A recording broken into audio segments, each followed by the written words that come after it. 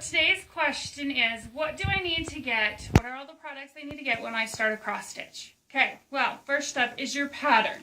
You want to make sure you get a pattern that is in line with your skills. You don't want to try a really advanced one for your first. You want to try something small and simple, because when you finish it, you get this finish high. And it makes you want to start another project. If you start something really big that takes you months to finish, you're not going to get that same high. So stay in line with what your skill level is and then work your way up. So these ones, these little shepherd's bush ones, are great because they have a kit. They're all kitted up, so they have all your floss, your fabric, a needle, your bead or button, whatever comes with it in it. So these are great. However, we can make anything into a kit.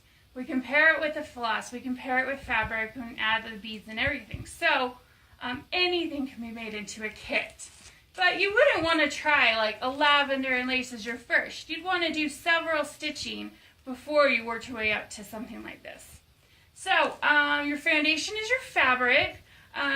Most people start with a 14 count Aida. It's really nice to work on. It's got really nice defined holes so you know where you're going into. And then people will work up to a linen after they've stitched for several years. However, you can go right to linen. There are no rules. So, okay, so second, your floss.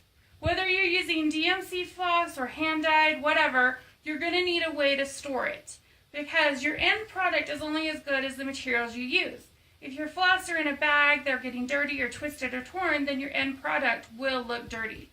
So whether you choose bobbins or the bags, either way, there's no right or wrong. Pick one and keep your floss all nice and clean and stuff. Okay, so next is the needles. You will want to use a tapestry needle. They come in sizes 22 to 28. Like on a 14, you would do like a 24 inch. On linen, you would do a 26 or 28, depending on how small the stitches you were using. So you'll want to use a tapestry needle for your stitching. Okay, scissors. Scissors. We have lots and lots of different kinds of scissors. You'll just want some nice small scissors for basic cross stitch. For hardanger, you want really sharp fine tip ones. We'll get into that later for hardanger. But for embroidery, you just need some really nice small embroidery scissors. Okay, so extras. Of course there are extras. You'll need to choose between a hoop or a scroll frame. Check out our video on, what hoop should I use or what scroll frame should I use, because that's got really great reference material in it. So extras. I love like this little scissor keeper that keeps my scissors right on my scroll frame right here on the elastic.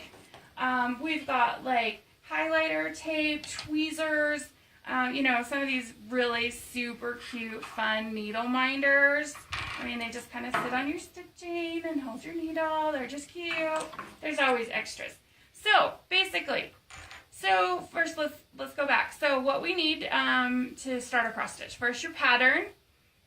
Pick a pattern that's in line with your skills. Second, get your fabric. Choose a hoop or a scroll frame. And then your floss and needles, and you are all set. So if you have any questions or comments, please comment below. Otherwise, we'll see you next week. Happy stitching!